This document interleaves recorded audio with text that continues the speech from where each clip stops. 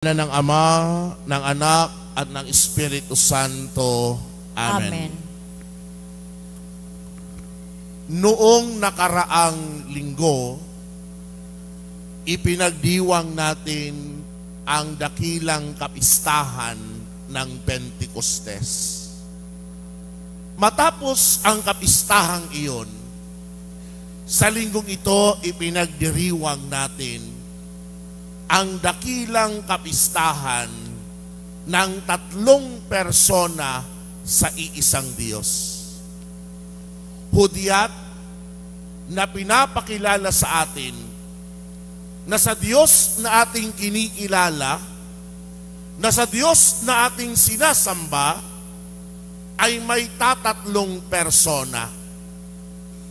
Iyon ay ang Ama, ang Anak, at ang Espiritu Santo. Kung tutuusin, mga kapatid, ito ang mismong sentro ng pananampalataya natin bilang mga Kristiyanong Katoliko. Kaya nga upang maunawaan ang misteryo ng banal na Santatlo, kailangan rin nating unawain ang ipinapahiwatig ng misteryong ito. At sa linggong ito, tatlong pagpapahiwatig ang dala ng misteryo ng banal na Santatlo. Una ay tinatawag na misteryo ng pananampalataya. Bakit? Dahil ang misteryo ng banal na Santatlo mahirap nating unawain kung hindi natin titingnan sa mismong misteryo ng pananampalataya na meron tayo. Ano nga ba ang pananampalataya na meron tayo? Linggo-linggo, matapos ang humilya, nagpapahayag tayo ng ating pananampalataya. Sinasabi natin sa ating pananampalataya, sumasampalataya ako sa Diyos Amang makapangyarihan sa lahat. Gayon din sinasabi natin, sumasampalataya ako kay Jesucristong iinsang anak ng Diyos. At matapos ang mahabang pananampalataya patungkol kay Jesus, babanggitin natin ang makatagang, sumasampalataya naman ako sa Diyos Espiritu Santo. Ang buong pagpapahayag ng pananampalataya na meron tayo bilang mga Katoliko, ang siyang nilalaman mismo ng misteryo ng banal na Santatlo. Na naniniwala tayo na merong iisang Diyos lamang, subalit ang iisang Diyos na ito ay may tatlong persona: Ama, Anak, at Espiritu Santo.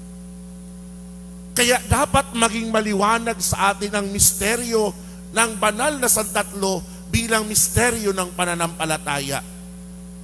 Bagaman tinatawag natin Diyos Ama, Diyos Anak, Diyos Espiritu Santo, hindi ibig sabihin na mayroong tatlong Diyos. Meron iisang Diyos lamang sa tatatlong persona. Kung ganun pala, bakit pa sila nagkakaiba?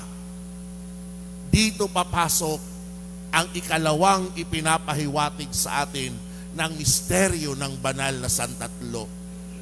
Ang misteryo ng kanilang pagkakaisa. Bakit?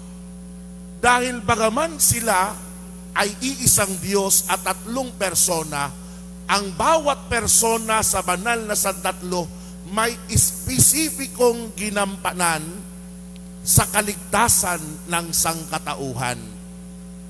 Una, ang Diyos Ama, ginampanan niya ang misyon bilang tagapaglikha. Kaya tinatawag natin siyang the Creator. Ikalawa, Ang Diyos Anak, ginampanan niya ang misyon bilang tagapagligtas, kaya tinatawag natin siyang the Redeemer. At ikatlo, ang Diyos Espiritu Santo, ginampanan niya ang misyon ng pagpapabanal, kaya ang tawag natin sa Kanya, the Sanctifier. Magkakaiba man ang misyon na kanilang ginagampanan sa gawain ng kaligtasan, hindi nangangahulugan na nagkakanya-kanya sila. Naroroon palagi sa kanila ang pag-iisa. Sa gawain ng paglikha, naroon ang Anak at ang Espiritu Santo. Sa gawain ng pagliligtas, naroon ang Ama at Espiritu Santo.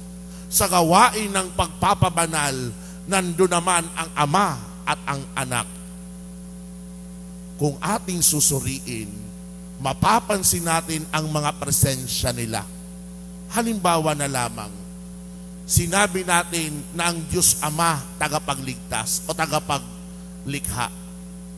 Kung bubuksan natin ang mga unang pahina ng Genesis, ang Ama nagsalita. Sabi niya, let us make.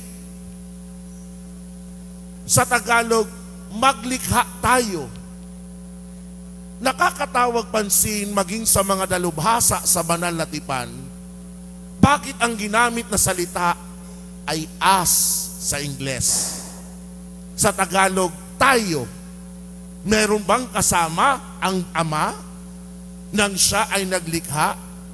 Paliwanag ng mga dalubhasa sa banal na tipan, di man lantaran, subalit ang tinutukoy nito ay ang presensya ng Anak at Espiritu Santo nang likhain ang mundo. Kaya nga, tama rin ang sinabi ni San Juan sa unang kapitulo. Anong sabi niya? Ang salita ay Diyos. Nang sinabi niyang salita ay Diyos, dinagdag niya na bago pa likhain ang mundo, naroon na ang salita. Ibig sabihin, ang Diyos Anak naroon na bago likhain pa ang mundo. Ito rin ang ipinababatid sa atin sa gawain ng pagligtas ng anak. Habang ang anak ipinapako sa krus, anong sabi niya? Ama, yan ang panawagan niya, patawarin mo sila sapagkat hindi nila alam ang kanilang ginagawa. Naroon ang presensya ng Ama habang ang anak ginagampanan ng pagliligtas. Di lamang yun, nang ang anak ay mawalan ng hininga, ang sabi ni San Juan, nalagutan siya ng Espiritu. Ang presensya ng Ama at ng Espiritu naroon rin sa anak nang ginagawa niya ang gawain ng pagliligtas. At kapag susuriin naman natin ang gawain ng pagpapabanal ng Espiritu Santo, di nawawala ang presensya ng Ama at ng Anak. Halimbawa ngayon, nagtitipon tayo sa banal na pagdiriwang ng misa. Sa banal na pagdiriwang ng misa, mapapansin nyo, ang tinatawag natin sa lahat ng panalangin ay ang Ama. At lahat ng panalangin natin dinadaan sa pamagitan ni Jesucristo. Kaya ang gawain ng pagpapabanal, bagaman gawain ng Espiritu Santo, naroon rin ang presensya ng Ama at ng Anak. Sa madaling sabi, may kanya-kanya man silang misyon na ginampanan sa kaligtasan. Hindi natin mapaghihiwalay ang tatlong persona sa iisang Diyos dahil sa misteryo ng pagkakaisa. Kaya nga, kapag pinapaliwanag ito sa mga bata, minsan hirap unawain ang mga bata. Bakit? Dahil pag sinabi mo sa isang bata, tinanong mo, bata, pag sinabi ko na ang lolo mo nasa loob ng isang silid, ang tatay mo nasa loob ng isang silid, ang iyong kapatid ay nasa isang silid, ilang tao ang nasa silid na iyon? Sasabihin mo 3.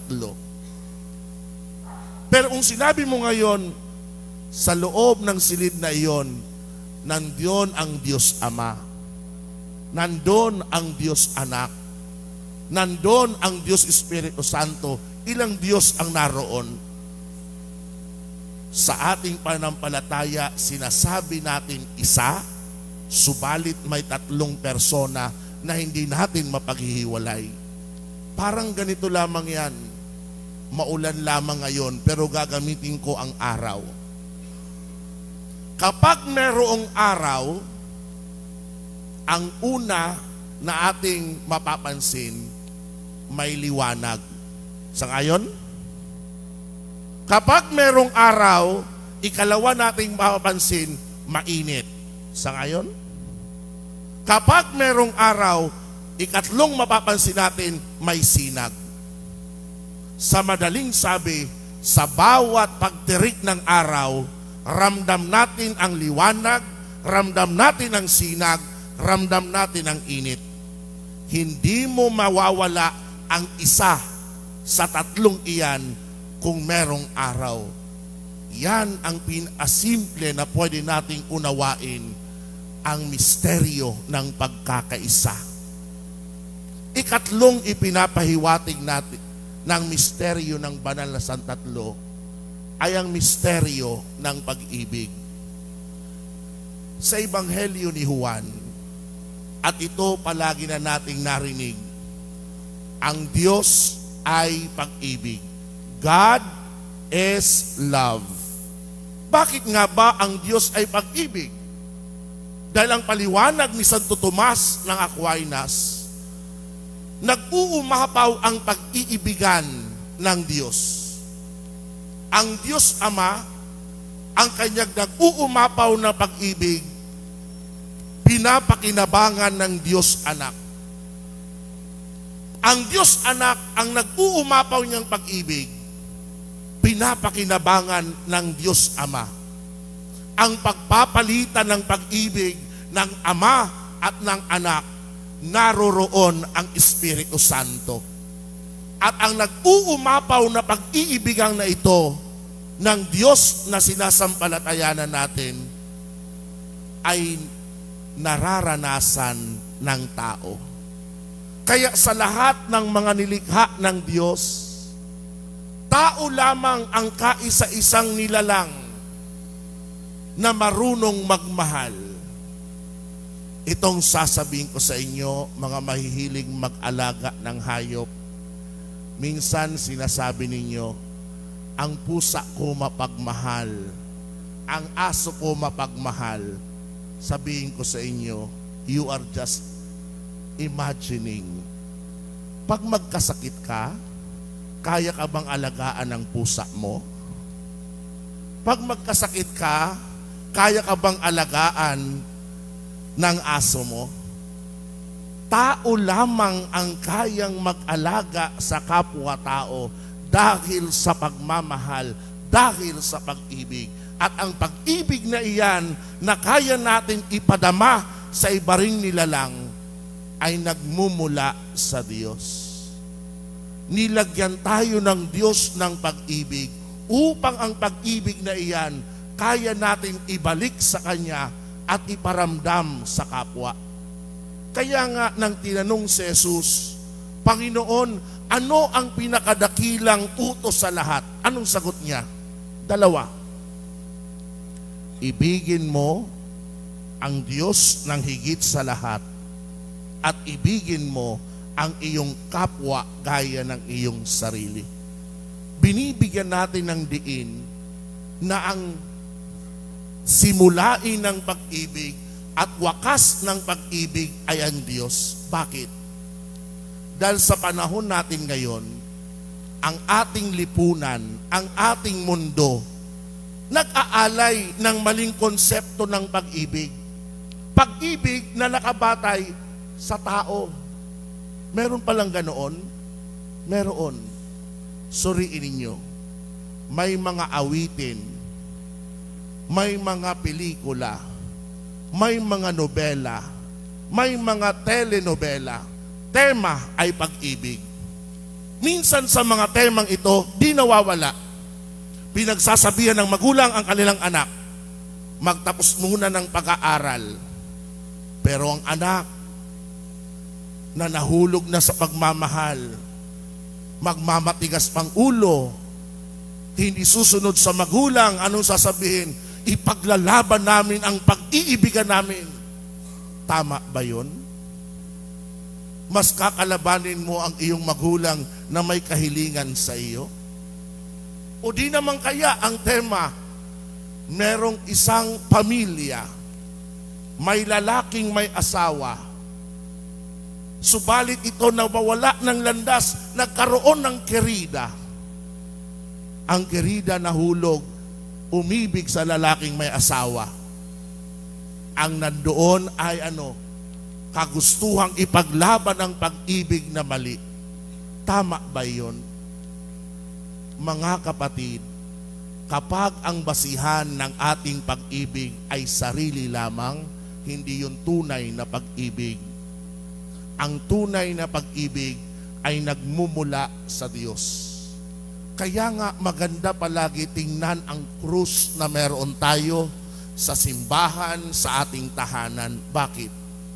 Dahil ang tunay na pag-ibig, hindi makasarili.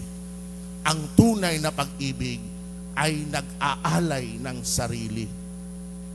Tinuturuan tayo ng Diyos na ganyan ang tunay na pag-ibig. Bakit? Dahil kung hindi natin matutunan paano umibig ng tama dito sa lupa, kailanman hindi natin matututunan makiisa sa misteryo ng pag-ibig ng Diyos. Ito ang tatlong misteryo upang maunawaan ang misteryo ng Santatlo. Ang misteryo ng Santatlo ay ipinapahiwatig una, ang misteryo ng pananampalataya. Ikalawa, ang misteryo ng pagkakaisa. At ikatlo, ang misteryo ng pag-ibig. Kaya kung tayong tao, nais makapiling ang Diyos balang araw, magantimpala ang makapasok sa kanyang kaharian, anong gagawin natin? Mamuhay ka sa tatlong bagay. Mamuhay ka sa pananampalataya, mamuhay ka sa pagkakaisa o kawang-gawa, mamuhay ka sa pag-ibig. Ang taong namumuhay sa pananampalataya, sa pagkakaisa, sa pag-ibig, tiyak may gantimpala. At ang gantimpalang iyon, makiisa sa banal na misteryo ng banal na Santatlo pagdating ng araw. Ito ay ang makapasok sa tahanan ng Diyos sa buhay na walang hanggan. Amen. Amen. Sa ngalan ng Ama, ng Anak, at ng Espiritu Santo. Amen. Amen.